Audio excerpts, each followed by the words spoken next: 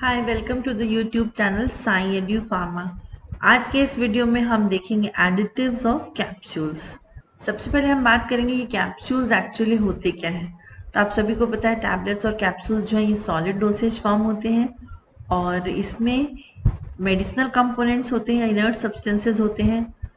जो medicinal substances हैं या एक्टिव इंग्रेडिएंट्स हैं उनको स्टेबल डोसेज फॉर्म में कन्वर्ट करने के लिए ही हम एक्सिपिएंट्स डालते हैं। और कैप्सूल्स जो है इसमें बाहर जो एक शेल होती है वो जिलेटिन या एचपीएमसी की होती है और इसको हम ऐसा भी बोल सकते हैं कि ये यूनिट सॉलिड डोसेज फॉर्म्स हैं which are enclosed in small soluble container और शेल। तो कैप्सूल्स जो है इसको इस तरीके से डिज़ाइन किया जाता है ताकि अगर कोई ड्रग जिसका कि अनप्लेजेंट टेस्ट हो वो मास्क हो सके, साथ ही साथ इजी स्वॉलोइंग के लिए और एक्यूरेट डोजेज में ड्रग को देने के लिए ही कैप्सूल्स को बनाया जाता है। अगर हम की फीचर्स की बात करें तो ये सॉलिड डोसेज फॉर्म है, unit solid dosage form with hard और soft shell. It encloses the drug in dry powder, granule, liquid or semi-solid form. The shell dissolves or disintegrates in the gastrointestinal tract to release the drug.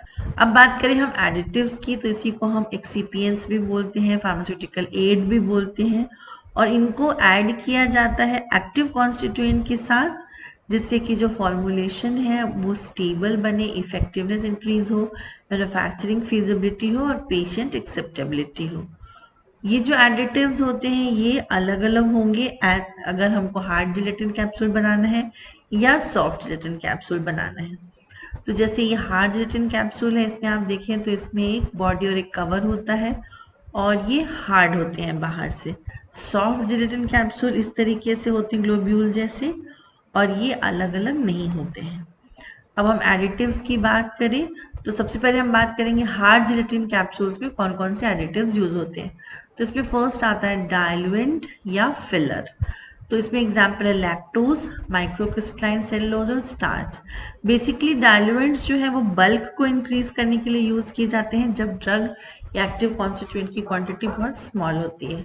Second आता है disintegrant. इसमें examples है cross povidone, starch glycolate.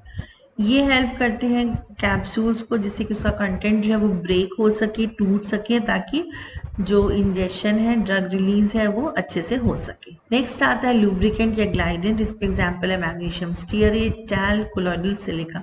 ये basically improve करते हैं flow properties और ये prevent करेंगे कंटेंट्स को कि वो स्टिक ना हो ड्यूरिंग फिलिंग।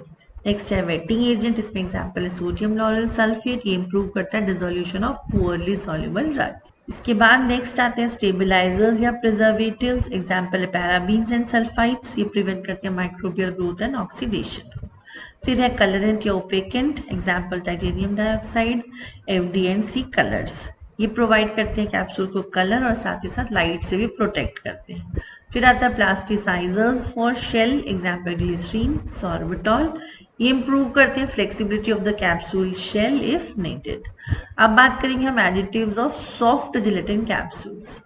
इसमें सबसे पहले प्लास्टिसाइजर सबसे इंपॉर्टेंट एडिटिव है जैसे कि ग्लिसरीन और सॉर्बिटॉल है। ये सॉफ्टनेस प्रोवाइड करते हैं, फ्लेक्सिबिलिटी प्रोवाइड करते हैं जिलेटिन शेल। नेक्स्ट है preservatives. Example methyl paraben, propyl paraben.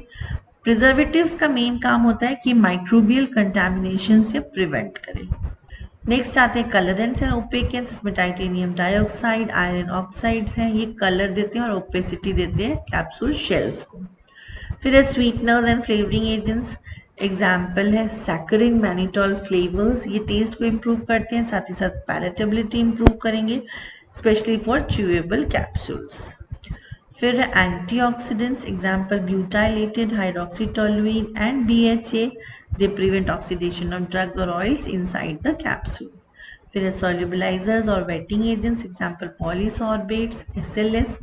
ये हेल्प करते हैं to dissolve lipophilic drugs in film material. फिर है viscosity modifiers. Example PG, beeswax. ये एडजस्ट करते हैं विस्कोसिटी ऑफ द लिक्विड और सेमी सॉलिड फिल्म मटेरियल्स को।